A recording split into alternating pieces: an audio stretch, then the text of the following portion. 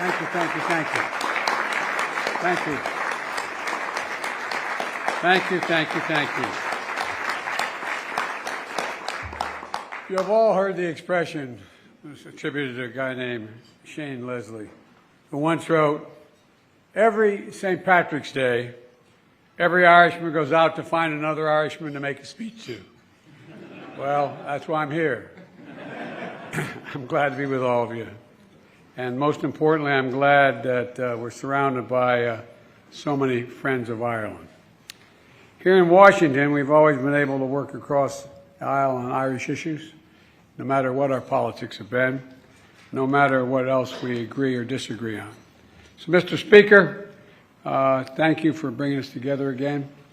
I was trying to think. I think I've made almost every one of them. Don't get hurt, man. We need you. You okay? All right. Mr. Speaker, I want to thank you for bringing us together. And thank you to all the Irish Americans here today who've spent years building a broad bipartisan consensus on the issue of Ireland.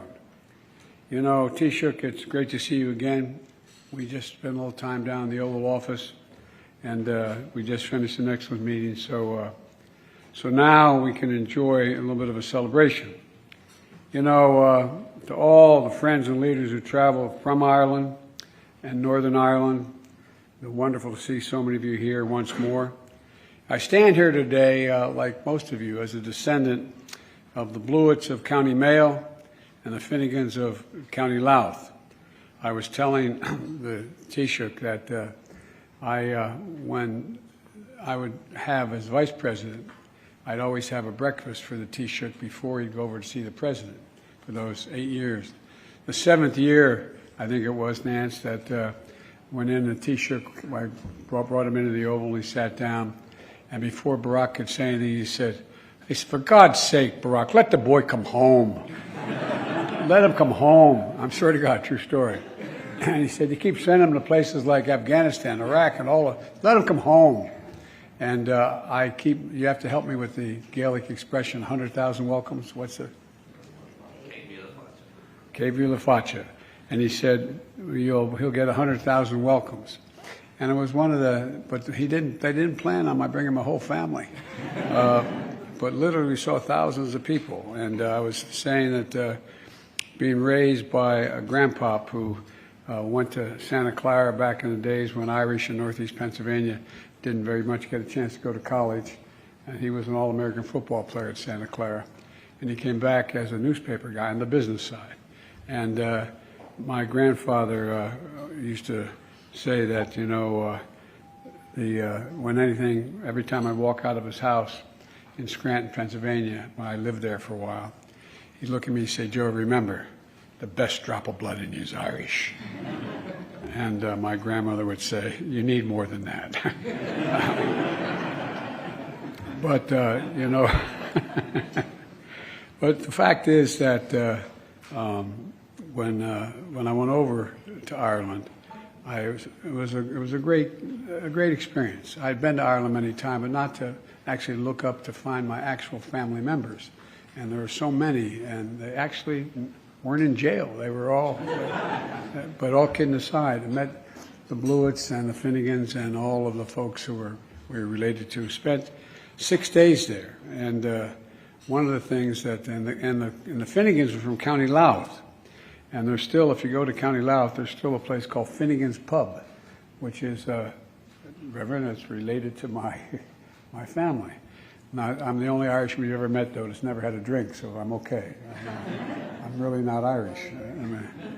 But look, as many of you know, I, like all of you, take pride in my Irish ancestry. And as long as I can remember, it's been sort of part of my soul, how I've been raised. And, you know, during the times of darkness and despair, it always sort of brings light, strength when you think about what my ancestors went through and what we're going through now, and the history that binds us and the values that unite us. You know, there are values I learned at my grandpa's kitchen table, where he would always, my grandpa's kitchen table, particularly on Sunday after 10:30 Mass at St. Paul's, you get to wander around the table. You never got to sit down when you were a kid. But he had 4 sons, and they'd sit there, and another guy from the newspaper, a guy named Tommy Phillips, who was sort of at the time the David Broder of the Scranton paper, and they'd sit there and they'd talk. And one day, I'm sitting there and he's talking about a guy that I didn't understand why he was sticking up for him. And he was the city chairman of the party, whose son was the city chairman when I ran for president, at any rate. And he was always in trouble. He was sort of like a late Mayor Daley, a brother-in-law on the payroll kind of thing. And so I couldn't understand. My grandpop was Mr. Rectitude, and I couldn't understand why he was, so liked him so much. And he reached up, and you could wander the table, he just couldn't sit. And he put his arm around me. He said, "Joey, come here." And I knew this was about to be a public lesson for Joey. And he said, "You're wondering why I like Patty?" And I said, No, Grandpa, no. He said, "No, you're wondering." I said, "Let me tell you something." He'd look at you and say, "Ambrose, I'm going to cut your heart out." And he'd mean it. Or, "Ambrose, I'm going to jump off the bridge for you." Whatever he said he'd do, just remember, do what you say. Do what you say. And he was one of those guys who always did what he said. And the biggest thing for my grandfather was, "Joey, never bend, never bow, never kneel, never yield. Never, never." And the values I learned from my mom, Catherine Eugenia Finnegan Biden, she used to say, "Remember, you're defined by your courage and you're redeemed by your loyalty." You're defined by your courage and you're redeemed by your loyalty. My father's values were similar, but he had a saving grace. There was a Hanafi on his mother's side of the family from Galway. And, my dad was one of those guys who taught all of us that everyone, no matter who they are, everyone is entitled to be treated with dignity and respect. Everybody, not a joke. My father would no more walk through the Hotel DuPont and say hello to the chairman of the board of the DuPont company we didn't know, but say hello to him and not say hello to the shoe shine guy. That was my dad. And so, everyone was determined. These are the same values that I and all of you, I think, try to pass down to our children about hope in the future. And more than anything, I believe this hope is what beats inside the heart of all of us and all of our people. The idea that there's nothing beyond our capacity if we work at it hard enough.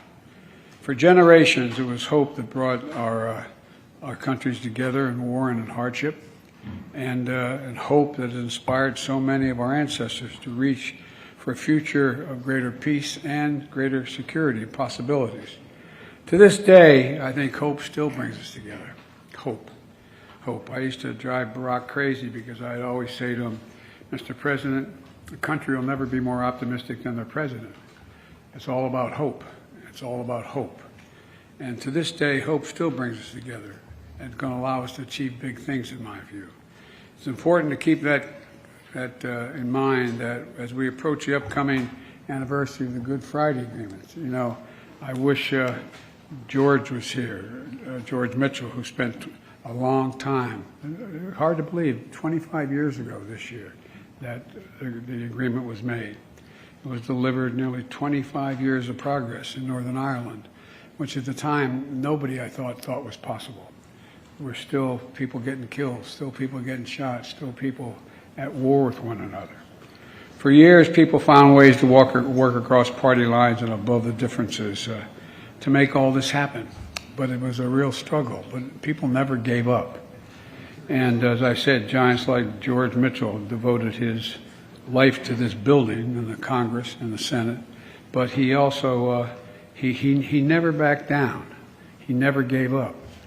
And the Northern Irish leaders who are here today, they took a lot of brave steps that were necessary so that their children might have a better future.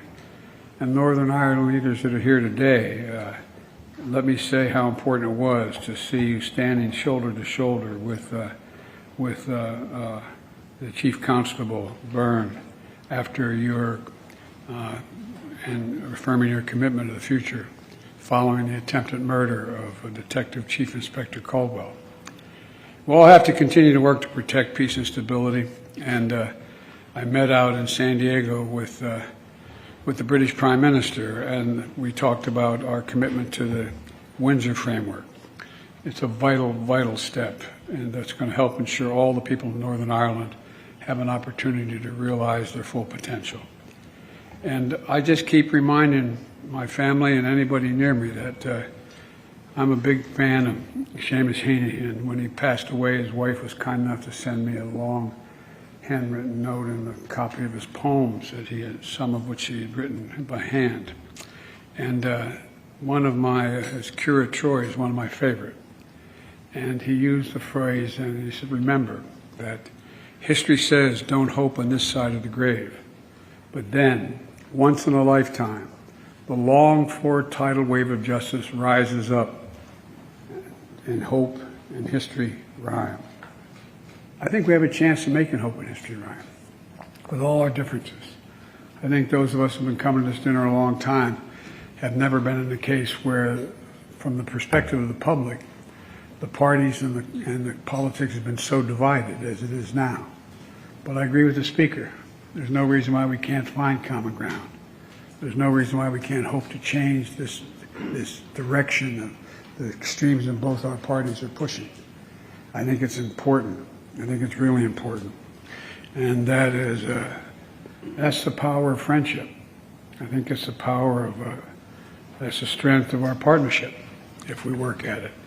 And simply put, I think it's the Irish of it. I think it's the Irish of it. So I hope we can turn this breakfast into a more of an everyday relationship, the way we treat everyone in this Congress. There's so many possibilities we have. We can disagree on details, but there's nothing, as I always say, just remember, we're the United States of America. Nothing is beyond our capacity.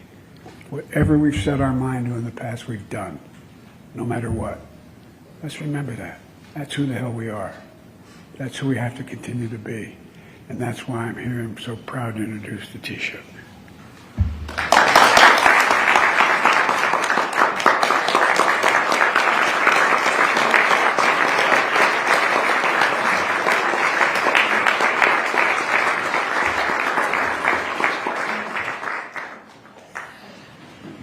Thank you all so much, Mr. Speaker, Mr. President, members of Congress, ambassadors, esteemed friends and colleagues.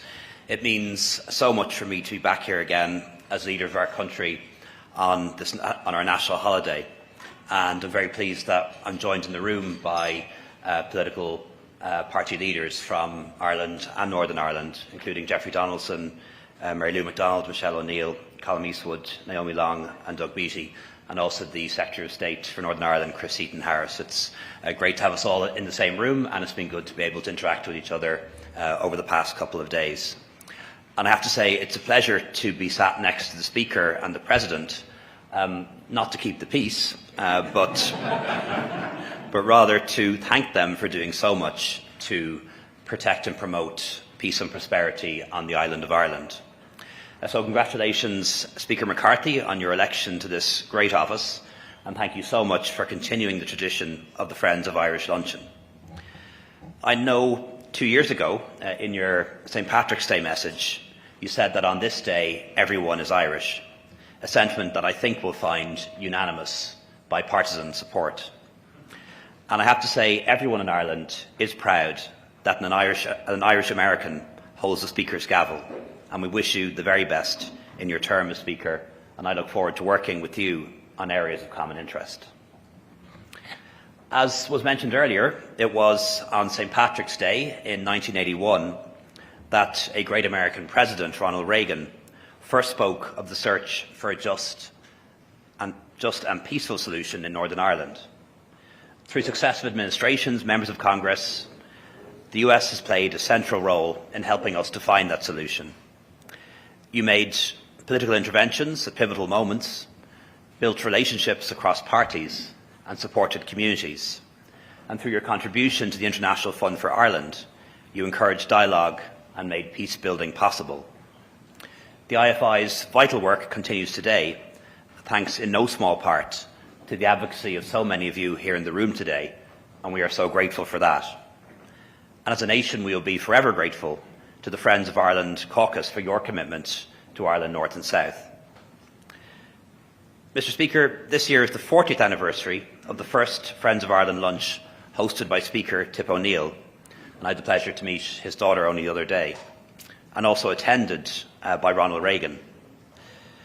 Reagan and O'Neill shared a vision of the role that the US could play in promoting and securing peace, helped achieve the impossible. And Mr. Speaker, as you know, this year is also the 25th anniversary of the Good Friday Agreement. That landmark achievement was made possible because people chose to believe in the potential for peace and the promise of a better future. A bit like that American way of believing things, that anything, in fact, is possible. The efforts of the parties in Northern Ireland and the Irish and British governments would not have succeeded without your input and steadfast support from all our friends and partners here in the US. A cycle of violence that ravaged the island for 30 years or more was broken, and history was made with a remarkable peace agreement based on political leadership, vision and compromise. And now we have to complete that work and fulfil the agreement's promise, not just of peace but also of reconciliation, to build a shared island together. I know that the people of Northern Ireland want to see their political assembly and devolved government back up and running, and their politicians working to improve their lives. So much has been achieved since 1998, and today new generations of young people are growing up with no memory of the conflict their parents endured. And as somebody who grew up in the 80s and 90s, when political violence was an almost everyday occurrence, that is something to be profoundly grateful for. I believe there are now incredible opportunities for economic development in Northern Ireland, especially with the potential of the Windsor Framework recently agreed between the European Commission and the EU Government. Our task now is to complete that mission and to help the people of Northern Ireland to build a more peaceful and more prosperous future together. Mr. Speaker, today we must also remember how Russia is attempting to deny the people of Ukraine any kind of future through its brutal invasion. While Ireland is a militarily neutral country, we're not politically neutral in the face of violations of international law and human rights. The past 13 months have united us all who believe in freedom and democracy, in the rule of law and the UN Charter. And we stand with Ukraine because silence means surrender, and will not stay silent when liberty, freedom and fundamental human rights are being attacked. So